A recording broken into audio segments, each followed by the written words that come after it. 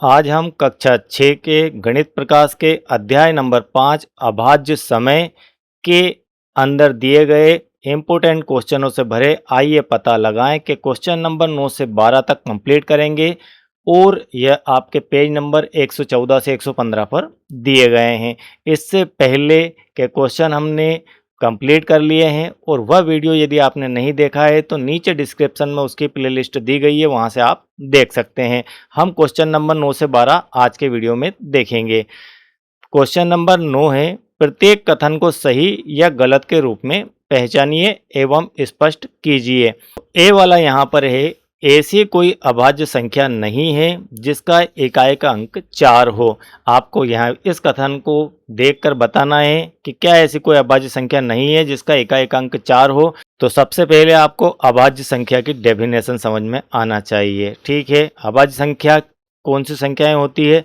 जिनके अंदर या तो स्वयं संख्या का भाग जाए और साथ में एक का भाग चला जाए, तब वह संख्या आपकी अभाज्य संख्या कहलाती है। और इसके अलावा कोई भी संख्या का यदि भाग उसके अंदर चला जाता है तो वह अभाज्य नहीं होगी, वह भाज्य हो जाएगी। तो यहाँ पर कह रहा है कि इकाई का अंक 4 हो। यदि इकाई का अंक 4 है, जैसे मान लीजिए यहाँ लिखता हूँ मैं 14, तो इसमें इकाई का अंक 4 है। डेफिनेट 4 का अर्थ यह है कि इसमें 2 का भाग चला जाएगा। 4 यदि है तो 2 का भाग चला जाएगा, तो इसका आंसर आ जाएगा आपका असत्य में। तो ऐसी कोई अभाज्य संख्या नहीं है जिसका इकाई का अंक 4 हो, यानी कि सत्य है। हम इसे लिख सकते हैं, क्या है ये? सत्य, असत्य नहीं, सत्य है कि ऐसी कोई संख्या नहीं है जिसका इकाई का अंक 4 हो और वह अभाज्य हो। तो यहाँ पर इस प्रकार से लिखा जा सकता है कि सत्य एक अभाज्य संख्या का अंतिम अंक 1, 3, 7, 9 होना चाहिए 2 को छोड़कर, क्योंकि 2, 0, 4, 6, 8 पर समाप्त होने वाली कोई भी संख्या 2 से विभाजित होती है। अतः ऐसी कोई अभाज्य संख्या नहीं है जिसका इकाई का अंक 4 हो। तो यह जो लिखा हुआ स्टेटमेंट यह सत्य है। चलो बी वाला देखते हैं। यहाँ पर बी वाला है, अभाज्य संख्याओं का गुणनफल भी अभाज्य हो सकता है। आपको यह बताना है कि अभाज्य संख्याओं का गुणनफल भी क्या अभाज्य हो सकता है। तो यहाँ पर है ये असत्य। क्यों असत्य है? कि अभाज्य संख्याओं का गुणनफल तभी अभाज्य होता है जब उसमें ठीक एक अभाज्य संख्या शामिल हो। जब आप 2 या 2 से अधिक अभाज्य संख्याओं को आपस में गुणा करते हैं तो परिणाम हमेशा भाज्य होता है, अभाज्य नहीं, चूंकि संख्या के 2 से अधिक गुणनखंड होंगे। अब जैसे हम एग्जाम्पल लेते हैं यहाँ पर कि मान लीजिए आपकी एक अभाज्य संख्या 2 है और दूसरी 5 है। ठीक है, इन दोनों का हमने किया गुणा, तो ये हो गया 10। तो यह पूछना चाह रहा है कि क्या 10 भी एक अभाज्य संख्या होगी? तो बिल्कुल नहीं होगी। उसका कारण है 2 और 5 का गुणा। अभाज्य संख्याओं की डेफिनेशन है कि जब स्वयं का और एक का भाग जाए तभी वह अभाज्य संख्या होती है। ठीक, तो यहाँ पर 2 का और 5 दोनों का भाग इसके अंदर चला जाएगा क्योंकि उसका गुणनफल आपका 10 है। तो 10 में 2 से भाग जाएगा और 5 से भी डेफिनेट जाएगा। तो इसका यहाँ पर एक और आपका गुणनखंड बढ़ जाता है। इस कारण से यह आपका कथन असत्य हो जाता है। तो हम यहाँ पर लिखेंगे असत्य। ठीक है, चलिए इसके बाद सी वाला है, यहाँ पर इसे देख लेते हैं। अभाज्य संख्याओं के कोई गुणनखंड नहीं होते हैं। तो अभाज्य संख्याओं के कोई गुणनखंड नहीं होते हैं, यह बात एकदम आपकी असत्य है। अभाज्य संख्याओं के ठीक 2 गुणनखंड होते हैं, एक तो वह होता है और एक वह संख्या स्वयं होती है। तो हम इसे लिख सकते हैं असत्य। ये जो लिखा हुआ है ये असत्य लिखा हुआ है, गलत लिखा हुआ है। इसको हम गलत ठहराते हैं कि अभाज्य संख्याओं के कोई भी गुणनखंड नहीं होते हैं। अभाज्य संख्याओं के 2 गुणनखंड अवश्य होते हैं। जैसे 5 है तो 5 का गुणनखंड क्या क्या हो सकता है? तो 5 के जो गुणनखंड होते हैं वह 5 और 1, ये दोनों तो होते ही होते हैं। ठीक है, चलिए डी वाला देख लेते हैं। सभी सम संख्याएं भाज्य संख्याएं होती है। सभी सम संख्याएं भाज्य संख्याएं होती है, तो असत्य है। अब यहाँ असत्य होने का कारण सिर्फ क्या है? 2 है। 2 एक सम संख्या है लेकिन यह भाज्य नहीं है, यह एक अभाज्य संख्या है। यदि आपसे पूछा जाए कि सबसे छोटी भाज्य संख्या कौन सी है, तो सबसे छोटी भाज्य संख्या आपकी होती है 2। ठीक है,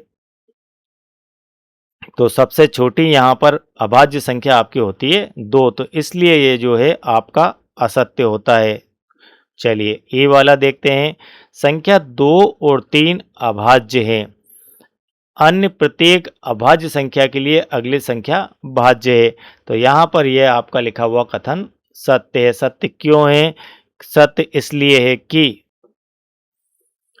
यहाँ पर नेक्स्ट जो अभाज्य संख्या आएगी 2 और 3 के बाद, वो आएगी आपकी मान लीजिए 5। तो 5 के बाद क्या आता है? 6। तो ये आपका भाज्य है। इसके बाद मान लीजिए 7 आती है और 7 के बाद क्या आता है? 8। वो एक भाज्य है। तो इसलिए यह आपका कथन सत्य हो जाता है। तो इस प्रकार यह आपका क्वेश्चन नंबर 9 कंप्लीट होता है। इसके बाद इंपोर्टेंट क्वेश्चन, क्वेश्चन नंबर 10। निम्नलिखित में से कौन सी संख्या को 3 अलग अलग अभाज्य संख्याओं के गुणनफल के रूप में व्यक्त कर सकते हैं? यहाँ पर आपको 45 दिए, 60 दिए, 91 है, 105 और 330 है। तो यहाँ पर आपको बताना है कि निम्नलिखित जो संख्याएं दी है, इन संख्याओं को 3 अलग अलग अभाज्य संख्याओं के गुणनफल के रूप में व्यक्त कर सकते हैं। तो चलिए देखते हैं।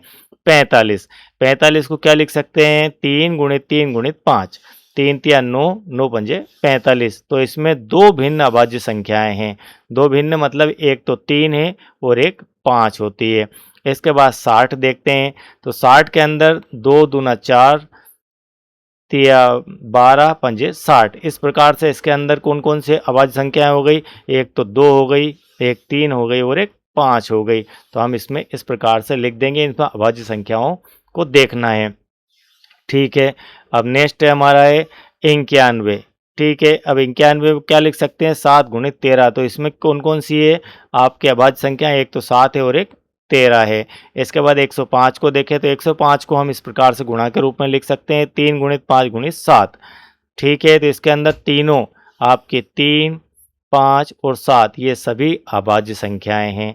अब नेक्स्ट है आपका 330। इसे लिख सकते हैं 2 गुणित 3 गुणित 5 गुणित 11। जब इन सभी का आपस में गुणा करेंगे तो 330 आ जाएगा। इसके अंदर देखें हम अभाज्य संख्याएं कौन कौन सी है? 2 भी है, 3 भी है, 5 भी और 11 भी है। ये सभी आपके अभाज्य संख्याएं हैं। तो यहाँ पर यही पूछा जा रहा है कि इसके अंदर आपको अभाज्य संख्याओं गुणनफल के रूप में व्यक्त करना है 3 अलग अलग अभाज्य संख्याओं के गुणनफल। तो संख्या 105 इसको फॉलो करती है। कौन सी? 105। ठीक 3 अभाज्य संख्याओं का गुणनफल है। तो आपको 3 देखना है। 3 कौन कौन सी है? यहाँ पर है। इसके अंदर आपको 3 अभाज्य संख्याएं मिल जाती है। किसके अंदर? 105 के अंदर। 105 को आप गुणा के रूप में लिखें तो आप 3 गुणित 5 गुणित 7 लिख सकते हैं। तो ये तीनों के तीनों जो है आपके 3, 5 और 7 ये आपके अभाज्य संख्या है। तो यहाँ 3 पूछ के आपको कहा गया है कि 3 आपको बताना है और वो भी अलग अलग अभाज्य संख्याएं जिनके गुणनफल इस रूप में व्यक्त होते हैं। तो यहाँ पर इसका आंसर हो जाएगा आपका 105। तो सही आंसर आपका यहाँ पर 105 है। ठीक है। यह वाला आपका आंसर हो जाएगा। तो बाकी के अंदर है तो सही। तो इसमें 4 है, इसमें 2 है, इसमें 3 है। तो 60 के अंदर भी आपको भिन्न अभाज्य संख्याएं 2, 3 और 5 मिल जाती है। लेकिन 105 में बिल्कुल क्लियर अलग अलग बिल्कुल नहीं। 3 है सिंगल, सिंगल 5 और सिंगल 7 है। तो यहाँ पर आपका 2 डबल है। इस कारण से हमने इसे छोड़ दिया है। ठीक। चलिए आगे बढ़ते हैं। थोड़े से तर्क वाले क्वेश्चन हैं, इसको ध्यान से पढ़ना और समझना है। अंक 2, 4 और 5 का एक बार प्रयोग करके आप 3 अंकों की कितनी अभाज्य संख्याएं बना सकते हैं? कौन कौन से अंक है? 2, 4 और 5। इनका उपयोग करके एक ही बार उपयोग करना है और 3 अंकों की अभाज्य संख्याएं बनाना है। तो इसके आंसर में इस प्रकार से पहले लिख लेते हैं। 2, 4 और 5 मिलकर एक अभाज्य संख्या नहीं बना सकते हैं। क्यों नहीं बना सकते हैं? क्योंकि जब एकाएक अंक 2 या 4 होता है तो वह 2 से विभाजित हो जाता है। डेफिनेट है। यानी कि वो संख्या कैसी हो जाएगी? सम संख्या हो जाएगी। 2 और 4 से जब कोई संख्या में हम रखते हैं, कोई भी लास्ट मान लो 5, 4, 2 इस प्रकार से संख्या बने तो ये क्या हो जाएगी? 2 के कारण सम हो जाएगी। तो यह आपके अभाज्य नहीं बनेगी। ठीक। और जब एकाएक अंक 5 होता है तो 5 से विभाजित हो जाती है। तो कोई भी अंक आप रखेंगे लास्ट में, और अंक कैसे, कितने अंकों की? 3 अंकों की रखना है तो आप अल्टी पल्टी करके रख सकते हैं। आप इधर बनाइए 4, 2, 5 ऐसी बना लीजिए। तो लास्ट में 5 होने के कारण 5 से विभाजित हो जाएगी। तो फाइनली बात है कि 2 4, 2 और 5 से कोई संख्या आप बनाएंगे तो वो किसी न किसी संख्या से तो विभाजित हो ही जाएगी। अतः इनसे मिलकर एक अभाज्य संख्या हम नहीं बना सकते हैं। कौन कौन से अंक? 2, 4 और 5 से मिलकर, और वो भी कैसी? 3 अंकों की। चलिए इसके बाद आगे बढ़ते हैं। यहाँ पर लास्ट है आज का। ध्यान दीजिए कि 3 एक अभाज्य संख्या है और 2 गुणित 3 धन 1 लिखा जाता है 7 भी एक अभाज्य संख्या है। क्या और भी ऐसी अभाज्य संख्याएं जिन्हें 2 से गुणन करके 1 जोड़ने पर अन्य अभाज्य संख्या प्राप्त होती है? ऐसे कम से कम 5 उदाहरण दीजिए। इस फार्मूले का आपको यूज करना है। 2 गुणित 3 धन 1, तो हमने बनाया यहाँ पर 7, मतलब आपने 3 का गुणा किया 2 से, तो 2 से गुणा करना है और 1 उसमें जोड़ देना है। ये फार्मूला है आपका। तो इस प्रकार से 3 की जगह कोई और आप अंक रखते जाइए। ठीक है। अब वे 5 अभाज्य संख्याएं जिनके दुगने में 1 जोड़ने पर एक अभाज्य संख्या प्राप्त होती है, वे हैं। अब आप ऐसा मान लीजिए, यहाँ पर हमने ले ली संख्या 2 का उपयोग किया यहाँ पर, तो आपको क्या मिलेगा? 2 गुणित 2 धन 1 से मिल जाएगा 5। अब आप 3 रख लेंगे, तो 3 तो यहाँ रखा ही हुआ है, तो 2 गुणित 3 धन 1, 2 तिया 6 और 1 7 हो गया। चलिए इसी प्रकार से आप 2 गुणित 5 रख लीजिए, 5 धन 1, तो कितना हो जाएगा? 5 दूना 10 और 1 11, ये अभाज्य आ गई। इसके बाद फिर 2 गुणित 23 धन 1, अब आपके पास आती है 47, ये अभाज्य। हमें अभाज्य ही लाना है। क्या लाना है? अभाज्य संख्या लाना है। आप यदि 4 रखते हैं, आप कहेंगे 4 क्यों छोड़ दिया?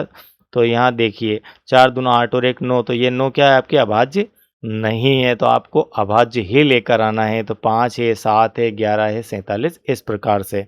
ठीक है। अब यहाँ पर ये आपका 5.2 का 12वां क्वेश्चन कंप्लीट होता है। तो आज आपके वीडियो में 9 से 12 तक कंप्लीट कर लिया है। और यदि आप इसी प्रकार का और मैथमेटिक्स, कंप्लीट मैथमेटिक्स कक्षा 6 और 7 का देखना चाहते हैं, गणित प्रकाश 8 का, देन आपको प्ले लिस्ट की लिंक नीचे दी गई, वहाँ से वॉच कर सकते हैं। और वीडियो यदि बेहतर लगता है तो लाइक कीजिए। चैनल के साथ यदि नए हैं तो सब्सक्राइब कर लीजिए, ताकि नेक्स्ट नोटिफिकेशन आपको फटाफट मिल सके। Thank you very much.